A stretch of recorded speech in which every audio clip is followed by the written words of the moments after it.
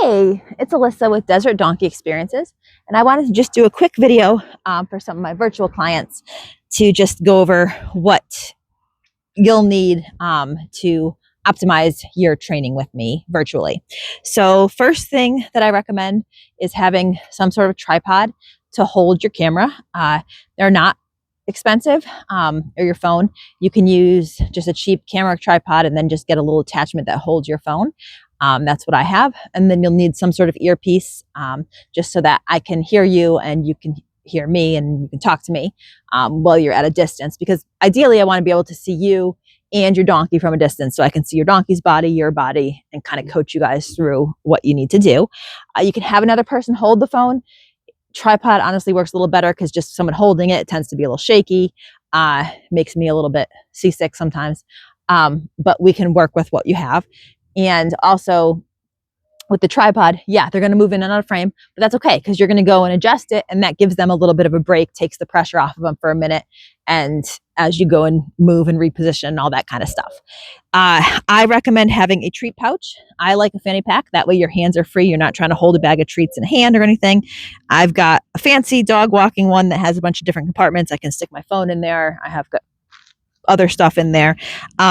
But you can get them, again, super cheap. It can be a super basic little fanny pack, but just something to put treats in, because I do a lot of treats initially, especially in the beginning stages, because positive reinforcement, you want to use a reward that the donkeys find rewarding, which for most donkeys is food rewards, especially at first. They don't find our touch super rewarding at first. Eventually we fade the treats and move to scratches and stuff like that and minimize the treats. I still always have treats, but I don't use a ton of them as they progress, but I'd rather have them and not need them. The other thing you're going to want is a hand on a stick, especially if you have wilds that we're doing first touches on or working on handling feet. This one here has seen better days. It's just a broomstick handle with a glove stuffed with cotton taped to the end of it. You can use a PVC pole, anything. You just want to fill that glove so it's stuffed pretty firm, and then tape it onto there. I like a glove. Some people will use like a lunge whip. I feel like this imitates the touch of our hand much better than a lunge whip, especially for touching down those legs and everything. So this will be very, very useful for you, especially with doing those first touches and touching down legs. You want some sort of smaller training area, enclosed training space. This correct pen I'm in right now is a 20 by 20 approximately training stall. I find that to be a really good size, because it's small enough that your donkey's not moving all over the place away from you, but big enough that you can be in one corner and your donkey is not going to feel pressure. And again, threatened donkeys, pressured donkeys can sometimes kick or strike or bite. We don't want to push them to that point, but this way you're enough distance that you can get out of that personal bubble for that donkey. I personally prefer rail that I can jump through if you need an emergency exit, as opposed to like round pen panels that have really close spacing, but work with what you have.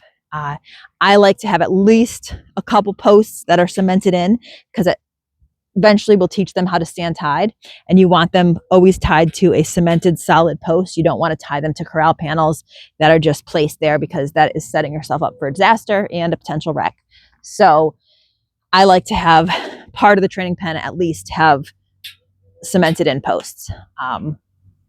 So I've got treats, camera, treat pouch. I'm going to make another video here in a second, kind of just showing over the basics of hand targeting, but this is pretty much it for all your initial supplies. For treats, some people do ask, I use a blend of hay pellets, I use low sugar horse treats, and then I use animal crackers, just your basic red bag Stouffer animal crackers. Most donkeys really like them. They're a lot cheaper than low sugar horse treats, and they're not super high in sugar, and you can break them into really small pieces, so you don't have to give the whole cracker to them, and you can toss them on the ground and they can usually see them pretty easily. So yeah, that's what you'll need to get started.